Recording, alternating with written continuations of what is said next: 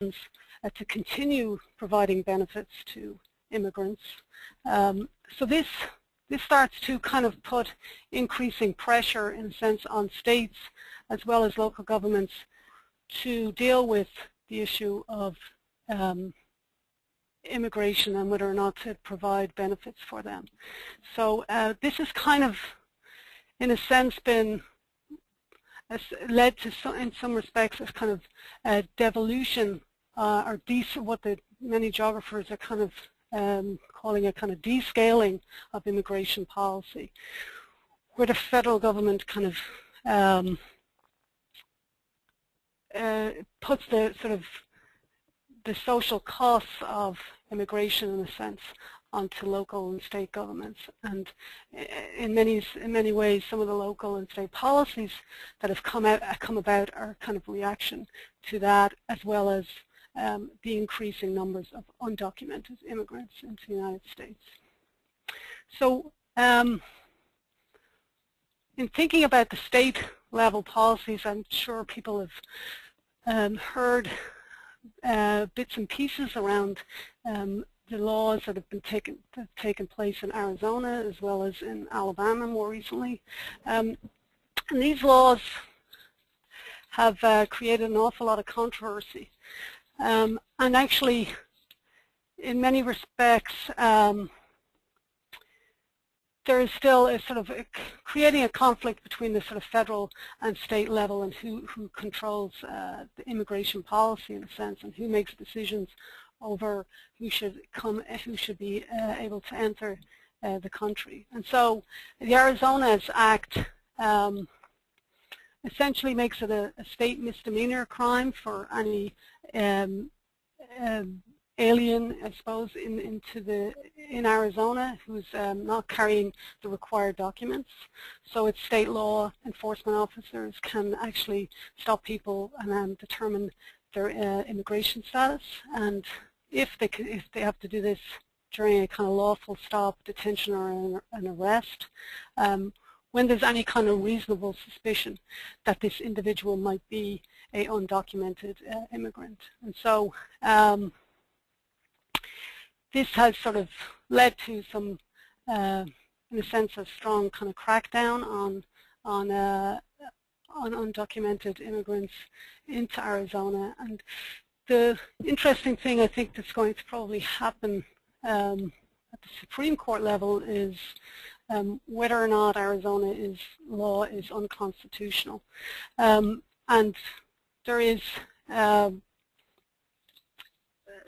this notion of the federal government having what they call plenary power over immigration, and so they're really the ones who can decide who they control the border and make decisions about who comes in and out of the country. And so this is sort of the state overstepping its boundaries, in a sense, is what the Supreme Court is probably going to make decisions on. Well, what these laws, both in Alabama and in Arizona, demonstrate is that this is not something that's just happening in those states. There's actually a number of states that have been putting forth similar kinds of legislation or resolutions.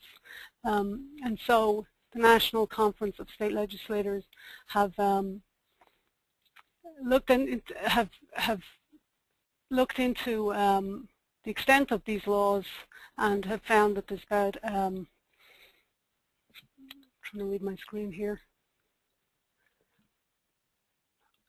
there's over 350 of these resolutions have been passed since 2010, with about 1,400 of them introduced in almost all of the 50 states. And so the states are really concerned about immigration and getting involved in immigration policy in ways that they didn't do so before.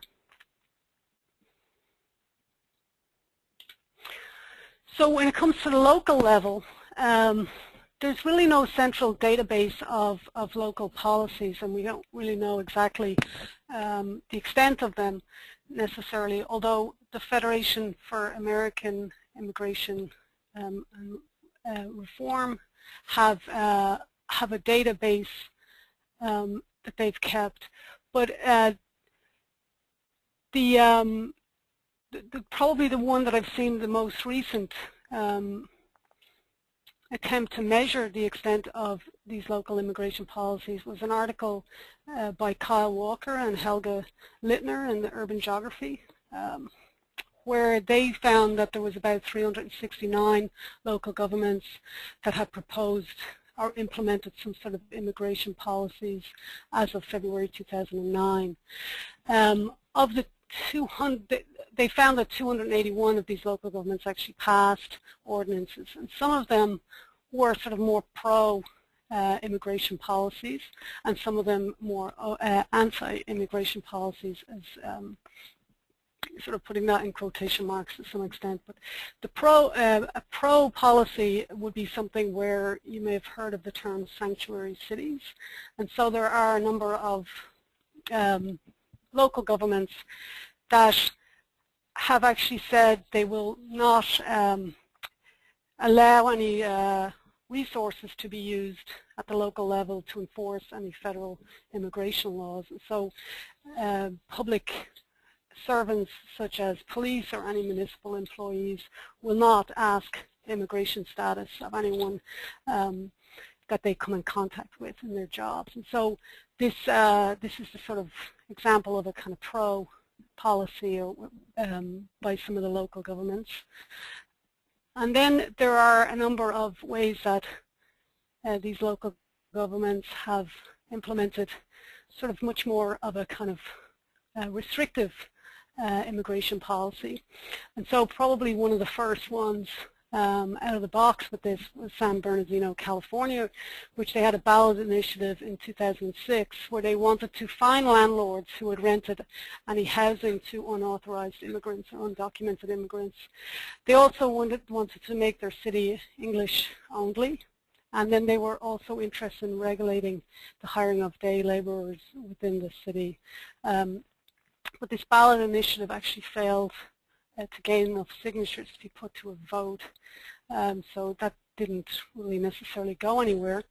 But probably the one that's been most talked about, or in a sense also copied in many ways, was the legislation that came out of Hazleton, Pennsylvania, where the town council passed what they call an Illegal Immigration Relief Act in 2006.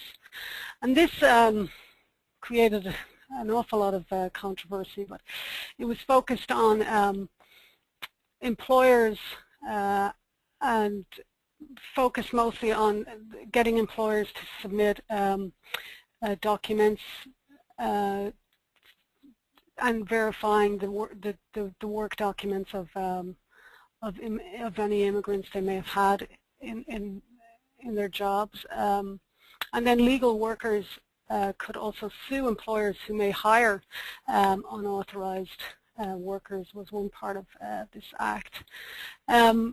This act created, as I said, a lot of controversy, and in 2000 there was some human rights groups who basically challenged the legality of this act, and in 2007 a federal judge struck down Hazleton's law as being unconstitutional and appealed that, and then the U.S. Court of Appeals actually upheld the ruling that it was unconstitutional in 2010.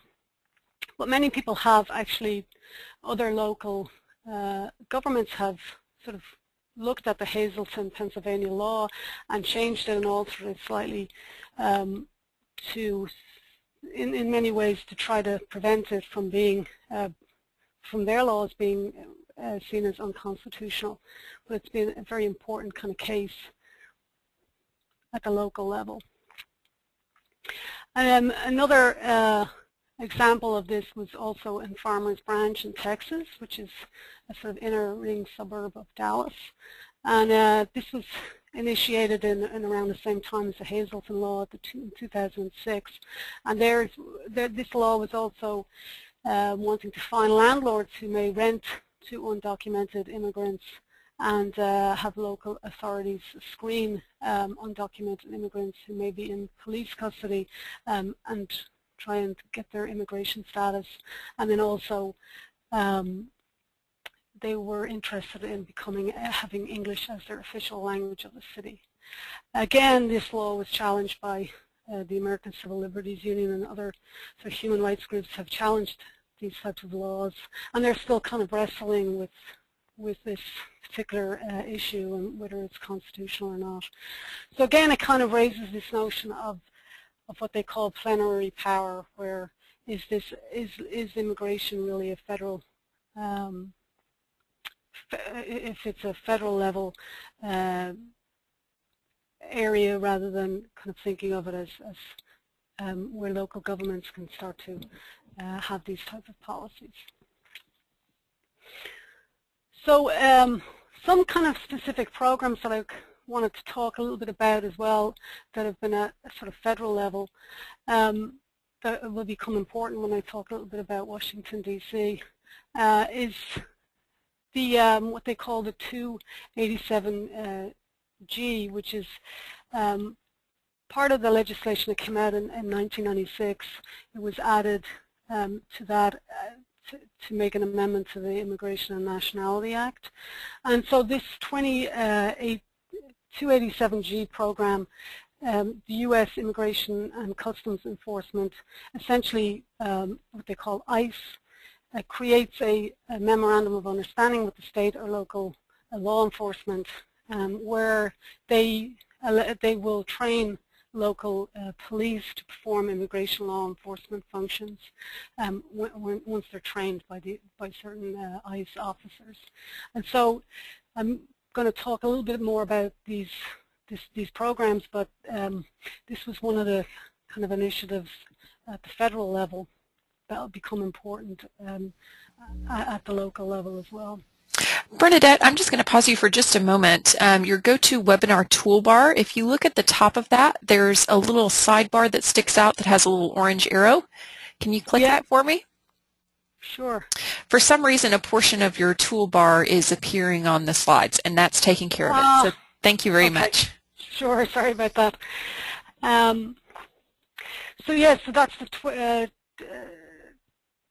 287G program, which has been at the federal level. So this is sort of an interaction here between the federal and the local law enforcement to monitor immigration.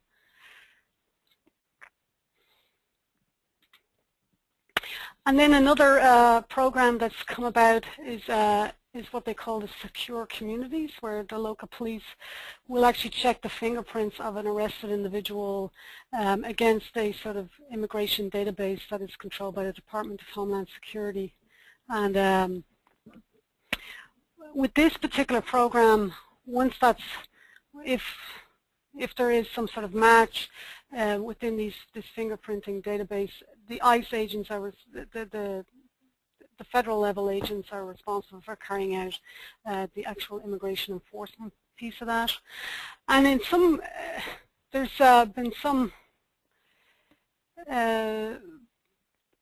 with budgets changing, that there may be a sort of more, since a lot of local and state governments did not actually take up this offer of these 287G program, and there's now sort of a sense that there may be some switching over to the kind of more secure communities, which these programs were always something that state or local governments could opt into and are opt out of. And so now there's some question over whether or not that's going to be the case anymore with the secure communities program, because some local police are not really interested in getting involved in immigration enforcement, and I'll talk a little bit about that when I talk about some of the issues within Washington, D.C. And then there is this E-Verify program as well, which is an online service that's managed by Homeland Security and actually the Social Security Administration as well, which will allow an employer to verify somebody's eligibility to work if they are an immigrant. And states and local governments have passed laws to mandate employers to get involved in this E-Verify program, and Virginia has a law related to this, which I'll talk about why I'm talking about Virginia and Maryland here, is that these are the two states that are also where the Washington D.C. region kind of falls. So Maryland is actually in the process of considering a bill on this, whether or not to be part of this E-Verify program. So to kind of talk a little bit about D.C., so for those that may not know the Washington D.C. area, what I'm going to be talking about is the area that includes actually Baltimore City as well as the Washington area, and more specifically, this is the counties, and this is actually the Baltimore. It's the Baltimore-Washington core-based statistical area, core statistical area, the latest geography from the census. So this includes the various counties here, as well as some smaller kind of municipalities. Maryland is pretty much a very strong kind of county government structure, and so doesn't have an awful lot of smaller municipalities. And Virginia has some of these, which will be important areas that I'll talk about. Alexandria, Manassas Park, and Manassas. These are kind of smaller incorporated areas within the larger counties. So this is essentially what the region that I'm going to be looking at and talking a little bit about some of the policies. So a little snapshot of the foreign-born population in Washington, D.C. So the latest figures I have for this whole sort of larger kind of region that includes Baltimore, there's about 1.4 million foreign-born, 1.5 million, I'd say, in the D.C. area. And that is about 17.4% of the total population. And of these foreign-born populations, about 38% come from Latin America and about another 36% from Asia. And what's interesting, I think, about the foreign-born population in Washington, D.C. is that it's a very there's very well-educated, high-earning kind of immigrants within the Baltimore, D.C. kind of area, and then there's also a sort of less educated and kind of poorer population of immigrants as well. And so some of the latest figures is about 21% of immigrants are foreign-born in this area don't have a high school diploma, but at the same time about 21% have a BA and 20% have a graduate education on top of that. So, and then you've got about a quarter of the foreign-born population earning more than $75,000 a year. So, and 10% of the foreign-born living in poverty. So there's a very kind of different mix of socioeconomic status amongst immigrants in the Washington, D.C. area. This is some figures for the various counties within this whole region that have sort of changed over time. And so what will probably become important is some of these areas have seen a little bit of a drop from 2000 to 2010 of their immigrant population. But what I kind of want to point out is that there's quite a large, some areas don't have very many immigrants as a percentage of their population, but some have quite a substantial number. So Montgomery County being the highest with almost 35% of the population foreign-born in that county. And then some of these counties have seen a sort of rapid increase. So for instance, Prince William, back in 1980, it had less than about 4% of the population was foreign-born, and that jumped to over 20% by 2010. And so you're seeing a kind of large increase in the number of immigrants within some of these counties. And so this is going to become kind of important later when I talk about some of the policies. But Prince William County in particular is somewhere that I'm going to talk a little bit about, and I just want to give some numbers about the change that has occurred there. So between about 2000 and 2007, Prince William's population itself grew, so it's a sort of outer suburb of Washington, D.C. that's seen a lot of growth, that saw a lot of growth in the last couple of decades. And it saw an increase of about 28% of its population generally, but 2/3 of this increase was made up of the foreign-born. So the part of the growth is related to the increase in the foreign-born population. And in this county, one of the fastest growing populations there is the Hispanic population. And this population has a kind of relatively low educational level than other foreign-born populations in the DC suburbs, and a sort of limited English proficiency in comparison to other metropolitan area counties.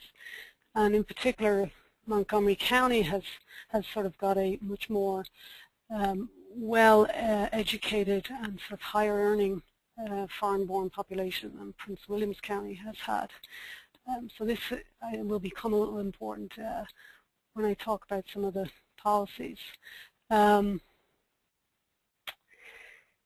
So that's been some of the changes that have been happening in the suburbs of DC. And so what I'm going to talk a bit about is some of the policies that have been occurring there in the DC area. And so I mentioned this 287G program, and here this is a list of the different local jurisdictions that have joined this kind of program. Or so here, basically in Frederick County, for instance, the sheriff there is pretty gung-ho about immigration, and he's made it sort of one of his defining kind of features of his policing of Frederick County. And he, so basically what would happen here is his police department is working, has a memo of understanding with the federal level immigration and customs enforcement police to provide them, information if they do of anyone whom they arrest or suspect may be an illegal immigrant. They will provide that information to the federal authorities. And so other jurisdictions that have this is a smaller independent incorporated area of Herndon in Virginia, and then Loudoun County as well, and then two other smaller incorporated areas of Manassas Park and Manassas, both in Virginia, as well as Prince William County, Virginia, have joined this sort of program at the federal level. And then there's been a number of ordinances that have been specifically related to policing, and Prince William's County, which is probably received also an awful lot of media attention about its program, its immigration policies there. In 2007, they passed a legislation that required the police department to conduct immigration status checks and entered into this agreement with the federal level enforcement officers. And according to their latest figures to date, they have turned over more than 4,000 people to Homeland Security as a result of this initiative and policing. Again, in 2008, that's when Frederick County did the same thing. Entered into a similar kind of agreement. And Montgomery County is actually some controversy over this, but has opted for into the Secure Communities program, which is the one where you have the fingerprinting and you check fingerprinting against a kind of national database by Homeland Security. And this has created a lot of controversy in Montgomery County. And part of the controversy amongst the various police departments is that they are not really wanting to get involved in immigration enforcement because they want to gain trust and with the immigrant community, and so they feel that this is sort of going to affect their relationship with the local immigrant communities. So they're actually, an awful lot of these police, sheriffs and so on, except for in Frederick County, are not necessarily too happy with the fact that they have to get involved in any kind of immigration enforcement. In terms of employment, there's been a number of kind of high-profile sort of employment raids that have gotten into the newspaper a number of times, particularly in Anne Arundel and Baltimore counties, where they have actually found and arrested a number of undocumented immigrants when they've gone in and done these raids, and they get very high-profile kind of in the media. And then there's been a number of controversial kind of issues around day laboring sites, and in particular in Herndon, Virginia in 2005, the city decided to actually create a center and try to create a space for day laborers who were kind of hanging out on sort of a commercial kind of street area to create a space for them to go to, rather than be sort of loitering on the streets, or in some cases people were saying it was like you know, there was unsanitary kind of conditions and so on as these day laborers were waiting for someone to pick them up for jobs for the day. And so Herndon passed, tried to create one of these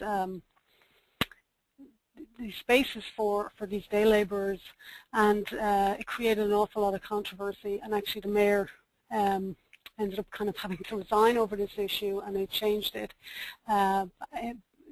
changed its kind of policy in 2007. So there's been a number of different controversies over day laboring sites, and there are actually 3 of these sites in Montgomery County, and in one instance where so the city of Gaithersburg is an incorporated area within Montgomery County. They didn't want to have a day laboring site within their city, and actually Montgomery County overrode that and decided to use their own funds to do that, to create the day laboring site.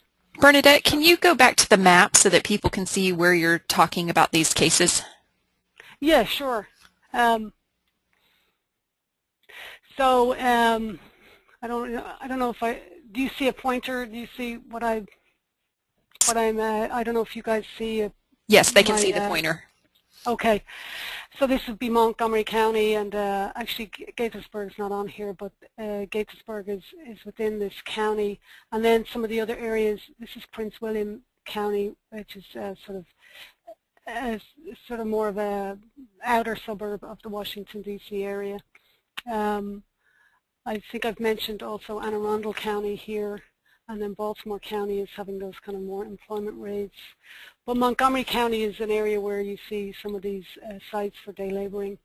And then the areas that have had, this is sort of Frederick County up here, which is the area that I talked about having the sheriff, Chuck Jenkins, who's sort of made immigration enforcement one of his important goals for his policing there. So that's sort of like a very fast-growing county as well. So it's similar in some respects to Prince William County in that it's seen a lot of growth in the last maybe decade or two. Actually, Frederick and Frederick City is one of what Robert Lang calls his boom burbs, where it's seen dramatic kind of growth. Is that making sense, Jennifer? Or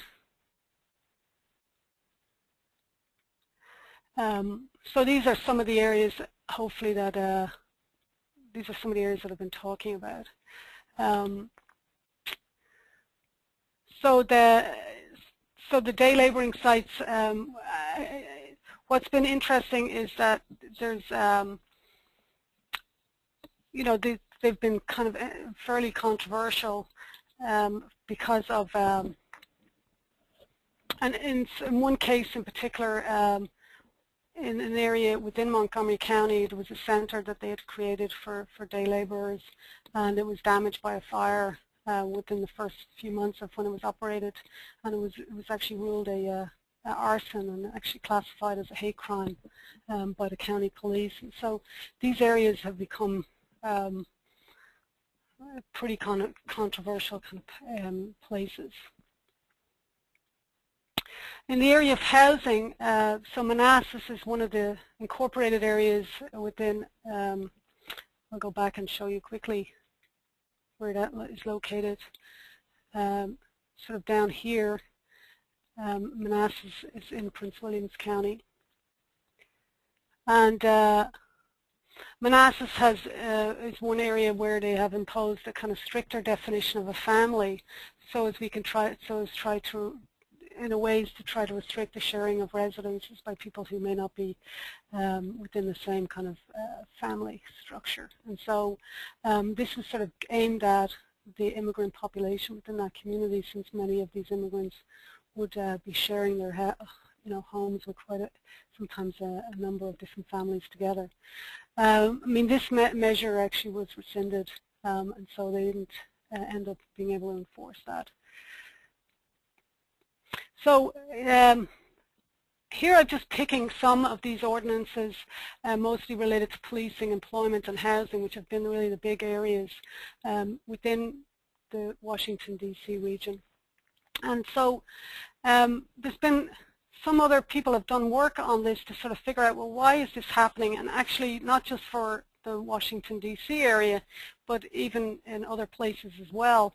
What's interesting, I think, about Washington, D.C. is that it has some mix of local policies.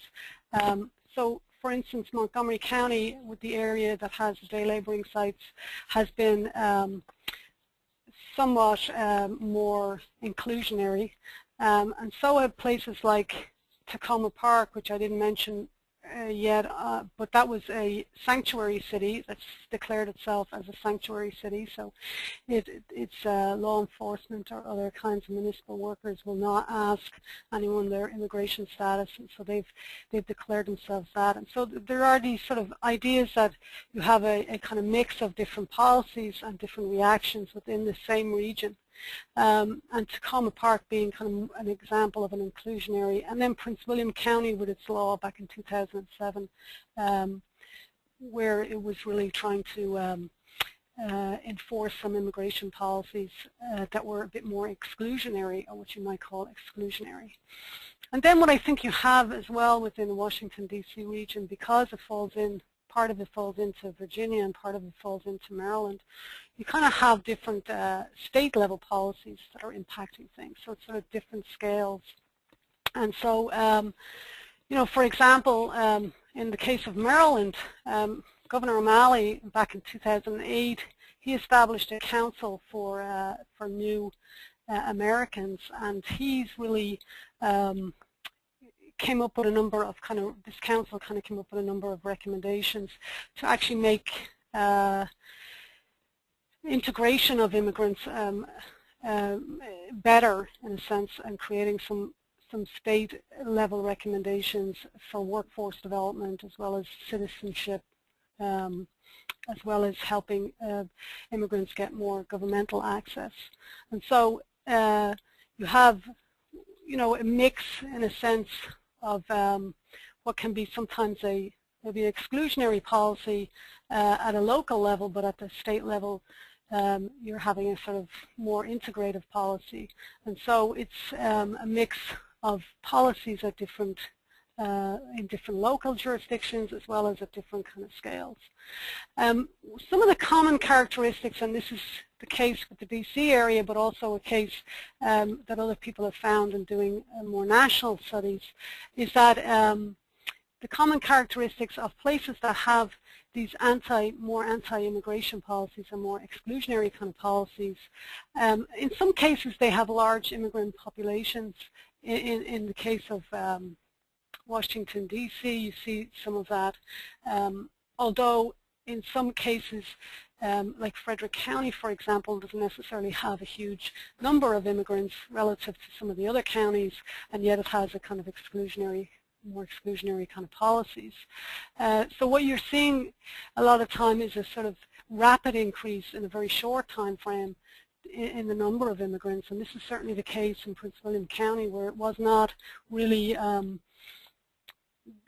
traditionally didn't get an awful lot of immigrants and then got a lot of immigrants very quickly, and so that rapid increase has they haven't really learned to kind of know exactly how to deal with some of this immigration, and so you see a lot of anti-immigration policies coming from jurisdictions that have seen this rapid rise in a very short space of time.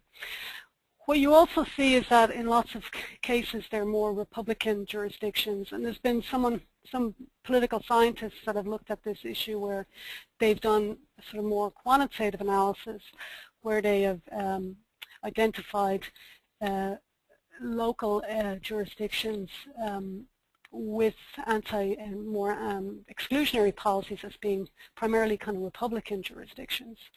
And then lots of times these immigration policies require a kind of policy entrepreneur, as you might call it, and sometimes they're very interested in higher office, and in particular in the case of Prince William County, you have seen this with the sponsor or the person who was very involved in kind of bringing forth their 2007 law, he was the county board chairman, was Corey Stewart, who has since kind of declared that he's interested in going for lieutenant governor. And Corey Stewart got an awful lot of media attention. He was on Fox News. He's been on some of the larger kind of media channels talking about this Prince William County law.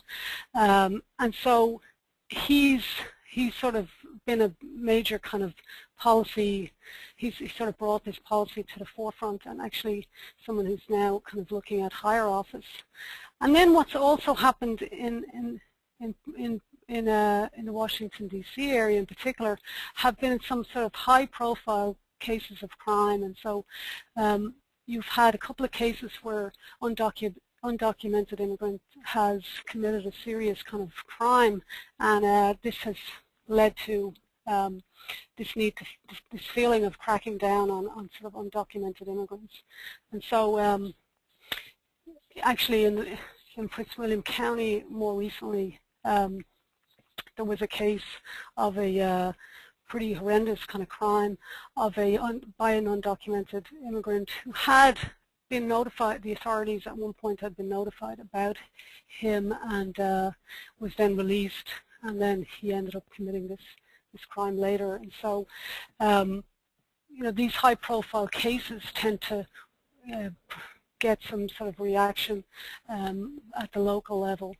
And so Montgomery County, becoming part of the Secure Communities program, has also seen some high profile crime cases that have led to them thinking about doing something about the undocumented immigrants in their community. So just to kind of conclude a little bit here, to kind of understand a little bit about how these local policies come about, in some ways you sort of have a kind of look more at the history of some of the social relations that have occurred in these local jurisdictions. And so there's someone that's at George Mason, Hamilton Bernstein, who came out with his dissertation in 2011, where he was really looking at a couple of different jurisdictions and actually compared Montgomery County, Prince William County, as well as in Madrid, actually, in Spain. And sort of in the case of Montgomery County, it's had a longer history in a sense of ethnic diversity than somewhere like Prince William County. And you know, he talks about the county executive, Charles Gilchrist of Montgomery County, back in the 80s, being very inclusionary of the immigrant community and creating a kind of inclusionary immigrant kind of policy paradigm, in a sense, for the county. And that Prince William County hasn't really had that, and hasn't had a kind of long history of diversity, and they haven't really had any kind of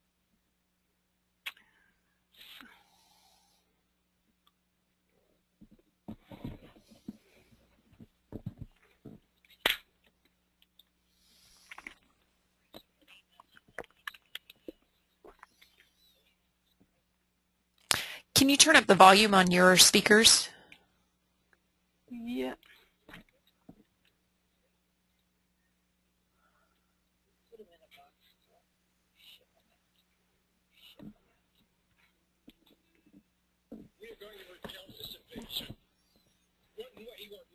It will be repelled.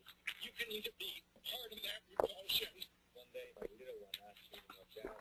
If people don't like it, why don't we just move on? Oh, not a day goes by that I don't take photos. If that is the only argument that they can bring to this demonstration. Okay, so what I'm going to have you do, Bernadette, because the audio isn't really coming through, is you can paste that, copy that web address, and then you can just post it into the chat box and on your GoToWebinar toolbar, and just post that to everyone, and then folks can look at that on their own. But it looks like a great documentary that would be of interest to our audience. Okay, am I still there with you? Yes. Okay, and you can see my screen now? Or? Yes. Okay, great. Yeah, I will. I'll post that into the chat. Let me see if I can do that right now.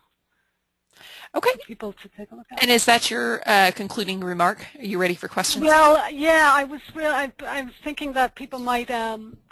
Yeah, I mean, open it up for questions, and wanted to just kind of show how, in many ways, this issue can get really quite heated, and so that was that sort of piece that I was going to show on the YouTube. But yeah, I'm ready for any questions that people might have. Okay, so Armando has the first question. What lessons can other metropolitan areas draw from what is happening in the Washington, D.C. area? Well, I think in some respects, if you look at Montgomery County as a kind of example of a county that's managed to be, in some ways, inclusionary of it's working quite well with its immigrant population. I think they were getting in on that early on. So, as I mentioned before, Charles Gilchrist was really active in sort of trying to integrate immigrants kind of early in the process, right, when they knew there was kind of increasing diversity occurring, but it had not reached kind of really huge levels yet, but trying to get in on that early to have some sort of integrative policies at the beginning, I think, is probably one way to think about this for some of the local jurisdictions where they're seeing a little bit of change, but it's not too dramatic yet. Okay, and I see you just posted the YouTube video, but I will make sure everybody gets that. All right, and then let's see, James says, from your perspective, has America become more or less inclusionary when comparing today's immigration demographics to those from various periods in the past? Well, yeah, there's been, I mean, in the past there's been obviously some, attempts to exclude certain groups. I think what's unique or kind of different about what's happening now is that probably because the federal government hasn't really been able to deal with this issue of immigration and undocumented immigrants and hasn't passed any kind of law to really try to figure out what to do about that, it's trickling down into these kind of local jurisdictions and in these states. And I think you're getting a sort of varied reactions. And so I think that's something that's unique to this period that wasn't really necessarily as strong back in earlier periods. And so in that sense, I think it's creating what is sort of a very varied landscape in terms of immigration policy that's probably not necessarily the way we would want to go. Okay, great. And we actually have two folks that seem to be from the region and a couple comments from them. So John comments that one of the more common impacts we in Prince William County experienced over the past several years, particularly between 2005 and 2010, has been residential overcrowding. Fairfax County created a task force, a special team of police and code enforcement, to address overcrowding. And when Herndon's, I'm not sure if I'm saying that right, Herndon's mayor left in office in 2007 over the Day Labor Gathering Center. What policy, oh, I'm sorry, that's another question. So I will come back to that one in just a minute. The other comment was from Trudy. She said in Gaithersburg, the site was denied by the city and Montgomery County built a day labor site outside of the city limits. So she just wanted to note that for your records that they built the day labor count outside the city limits. So that's some great insights from some folks in the region. So I started to ask the question from John. So when Herndon's mayor left office over the Day Labor Gathering Center, what policy did Herndon change to?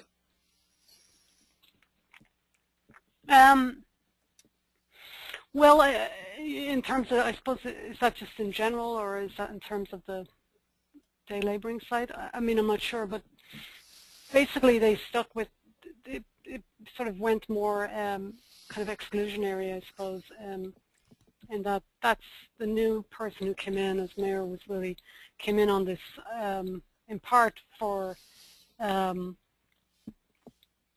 not wanting the day laboring site in the city limits. So I suppose they became more exclusionary in that sense. Mm-hmm. Okay. Sure. I'm not sure, but we can get a response back on the questions if we haven't adequately answered that one. So Stu has asked whether or not you see more exclusionary or inclusionary laws and ordinances that are adopted. You did, I suppose, nationally. Well, what's interesting is, I mean, it's 374 of these. That's according to the work that was done by Kyle Walker and others. That was that 200. I think it was 281 of these local governments had created these policies, and I believe, from his figures, about 87 of these governments had sort of more pro-immigration policies, probably in the form of like being taking on the sanctuary city kind of model, and then about 194 of these had a kind of more anti-immigration policies. So probably going a little bit more anti-immigration than pro, but I think in some respects, it's not a huge amount of local governments if you consider how many there are across the United States. So it's not like everyone is jumping on this issue and creating policies around it. So it's not like it's a massive, widespread issue. But I think if there are going to be these local government policies, they're generally kind of a little bit more on the anti-immigration side. Now, we've gotten a couple of questions that are really focused on the politics of immigration, so we'll just spend a couple of minutes talking about some of those. First, Tom wanted to know the specific source of the study that showed Republicans are more anti-illegal immigration than Democrats. Yeah, actually, I can post this if you guys want. I'm so bad at pronouncing the name of the person who did the study, so I'll have to apologize for that. But his name is Ramakrishnan and Wong. It's actually online, and I could post that if people want to the chat. Is that? Yeah, just go ahead and post it to the chat, and we'll be able to get that to you, Tom. All right. Then there was a question about, let's see, about Corey Stewart's political ambition, and wondering whether or not there were other catalysts besides political ambition. And the question was whether it seems like a push could have taken place after the 9/11 attack on Washington, D.C., and whether or not that may have played into things. Yes, I do think that the whole the issue of 9/11 has been really important, and there's actually a geographer who's been looking at this issue a lot, Matthew Coleman, about the effects of 9/11 and on sort of feelings of security and dealing with immigration in particular.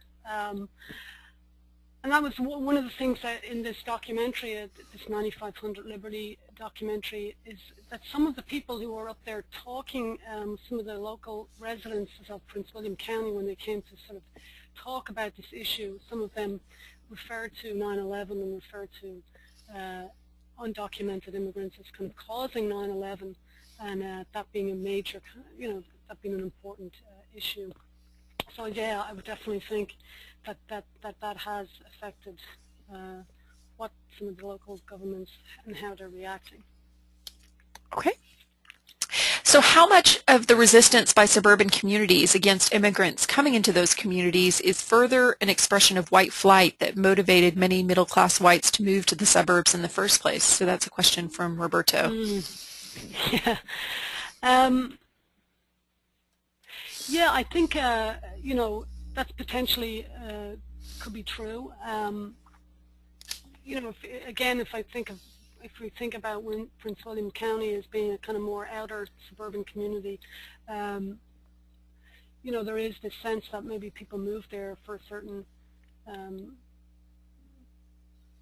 type of lifestyle, but I don't know if anyone's ever really looked at that issue in particular. I couldn't say that that's why people were moving to kind of for purposes of white flight. And then having a reaction that way because of that. I don't want to sort of speculate on that in a way. Okay. So we'll let you speculate on another topic. So Robert has asked the question about crime. And so crime's a concern for everyone. What's your thought on utilizing ICE fingerprint matching only for those arrested on charges that are serious, such as assaults, break-ins, drug dealing, etc.?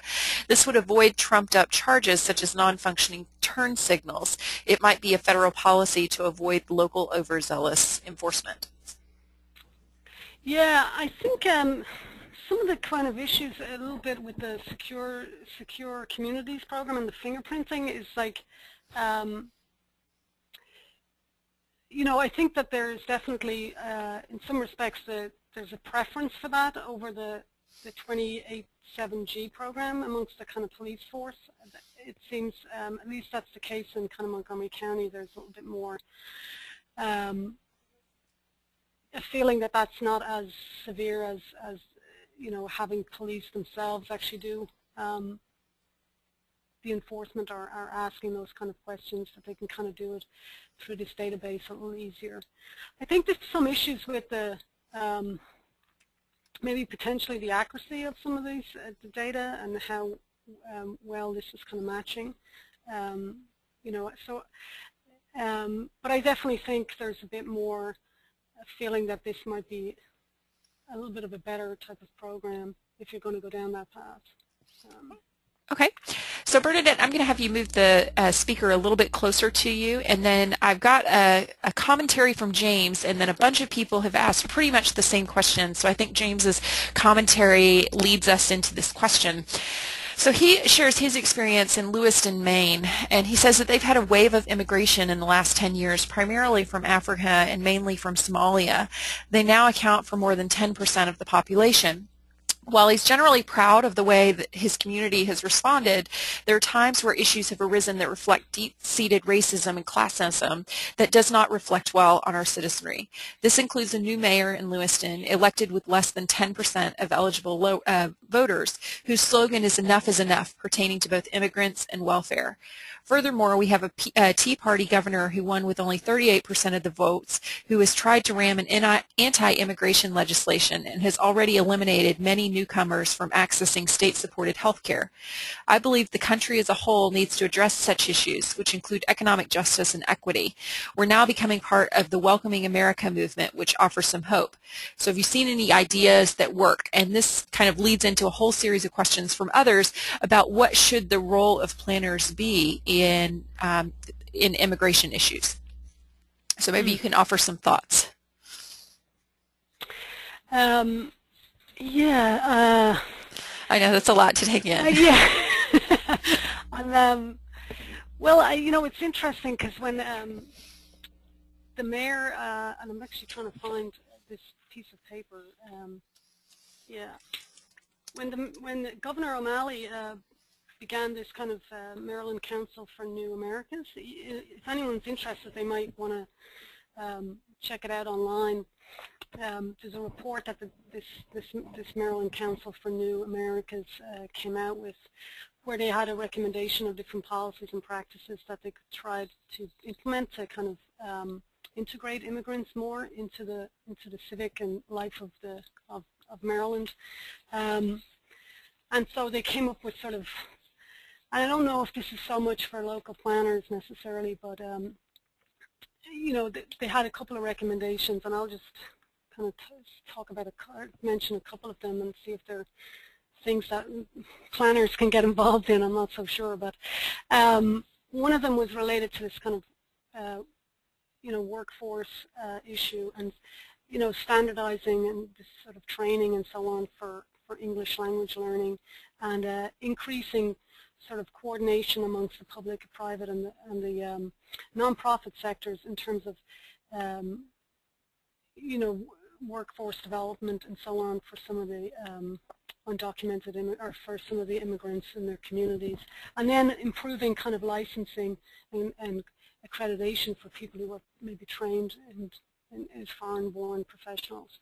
I don't know if these things necessarily are for planners as much as maybe potentially kind of non-profit or sort of state public agencies who might be involved in some of those things.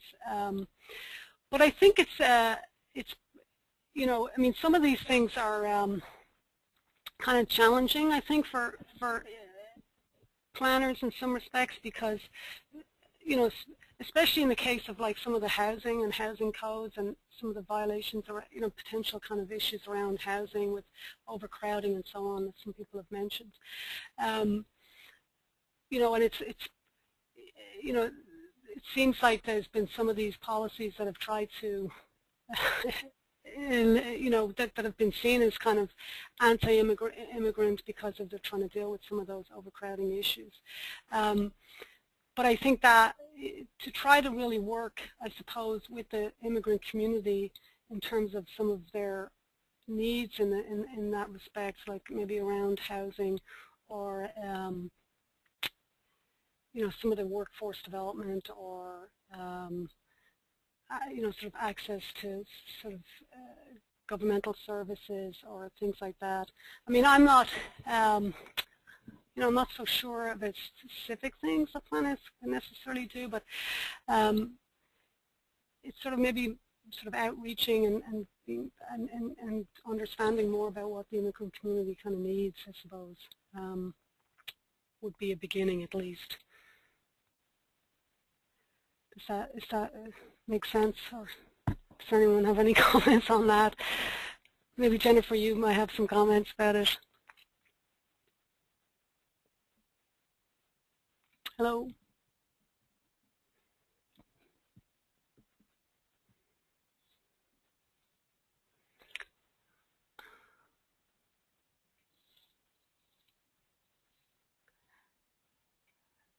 Hello.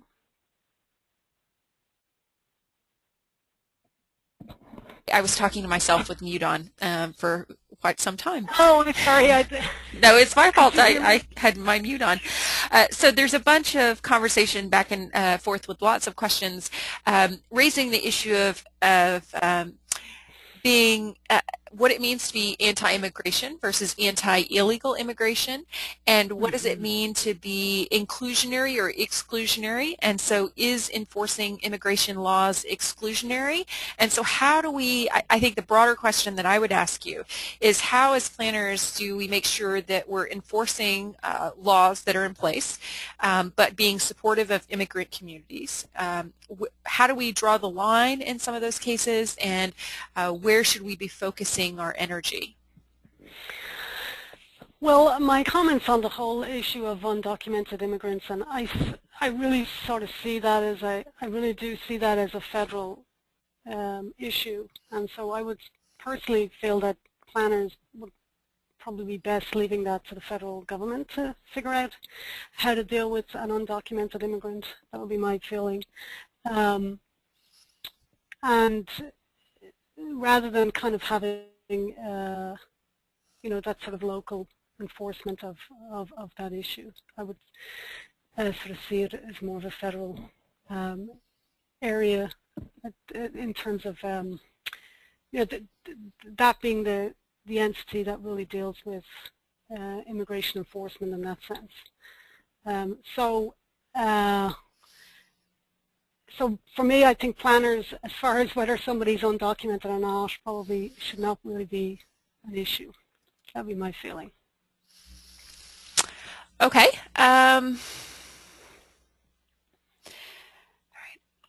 So there's Maria has a question, or I'm sorry, Marianne has a question about, is there a clear distinction between laws that affect refugees versus immigrants? Yeah, I didn't talk about the whole refugee side of things. I'm not really, honestly, very familiar with a lot of the laws around refugees, but I believe that things are very different as far as refugee status go, and how there's lots of different kind of programming for refugees than there are for other immigrants. So yeah, I can't say too much specifically about refugees. Unfortunately, it's not really something I've focused too much attention on, but as far as I know, there's quite different programming for refugees than there are for other immigrants. Okay, so John from Prince William County says that he feels like there should be a focus on community planning issues that are nonpartisan, and that our job is to sustain community quality of life across the board, not proactively advocating for one group or another. Although we certainly have some others that have responded through the comments that they do think that we should be focusing on immigrant issues. I'll just ask you a forward-thinking question. So Patricia has asked, in your opinion, what will be the impact of immigration on suburban, fringe, and rural communities? And what are the issues they might be thinking about? Mm-hmm. Yeah, I think,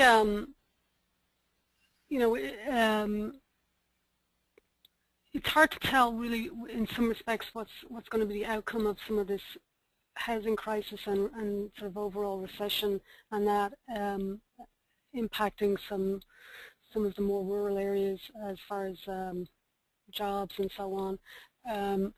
But I think with some of these, I mean, like in Alabama, for instance, there's been some worry about this new policy that they've come out with, this new legislation, in terms of how it's potentially going to affect them economically, because of their need for the immigrant population to do some of the work in some of these rural areas. So I think, as far as sort of thinking about this in terms of suburbs, and in some ways in the older suburban communities, and even now within these kind of outer suburbs that may be potentially kind of losing population because of the housing crisis, and then in the older suburbs losing population because of sort of general kind of decline, I think immigrants can actually certainly improve the local economy. One of the things that Baltimore City had when actually Governor O'Malley was then mayor of Baltimore was looking at immigrants as a way to improve the city and increase the population there, because Baltimore City was losing population, basically every decade since the 1950s or so. And so, I think, in a sense, immigrants can provide a sort of can support the kind of local economies, and so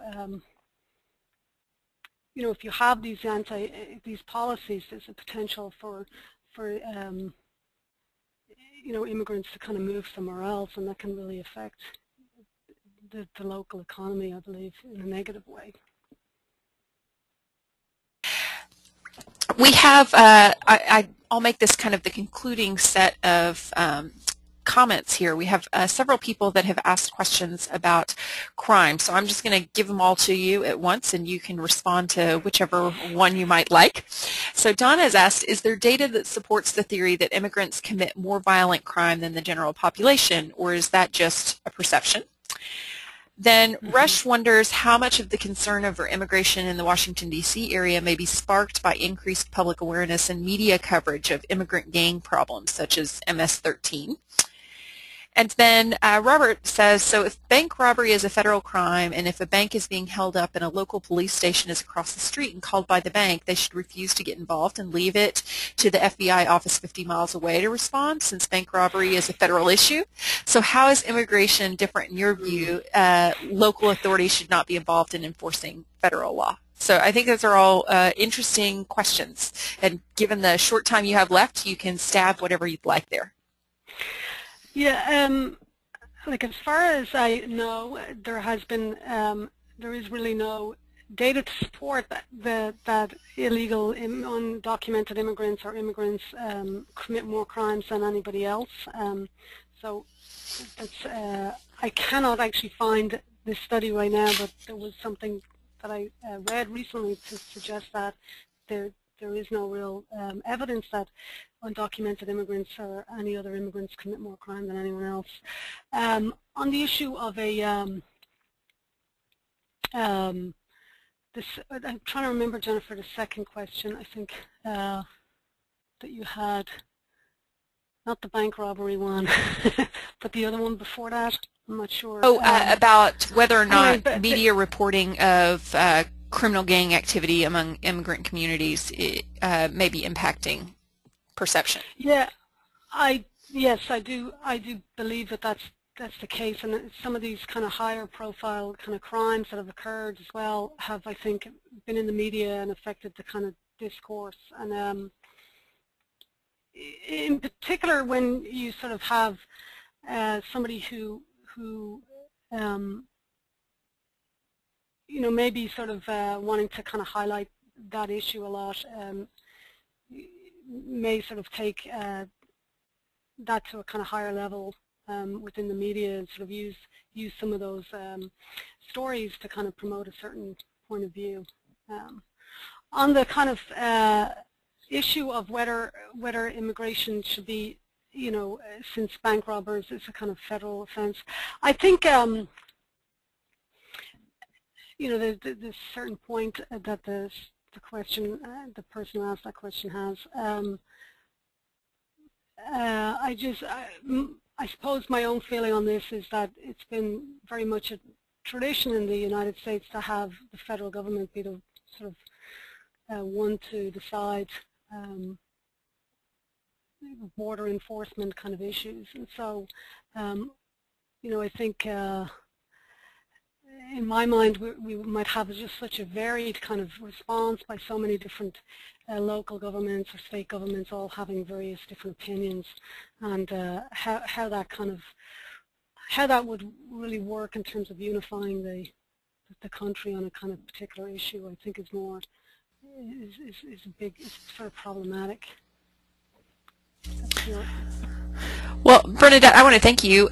We have had a very lively set of questions that have been coming up, and it's clear that there are lots of different perspectives on this issue, both positive, negative, and everywhere in between, and it's certainly a complicated issue that is challenging for our communities. So I appreciate you bringing us some examples of how different communities have responded to recent immigration into their communities. We will have a survey form that will pop up when you exit the webcast. We do appreciate it when you fill out those forms. We will have a number of upcoming webcasts that you're welcome to sign up for, and please feel free to do so. I would like to say this is, I appreciated this session. One of the themes for our webcast series this year is on transitional communities, and so I think this is an excellent example of the types of issues that are facing communities as they transition. So thank you all very much, and we will look forward to the evaluations. Bernadette, I'll send you an email after the fact that includes the evaluation from today's event. So thank you very much for joining us. Thanks a lot, Jennifer, and thanks everyone.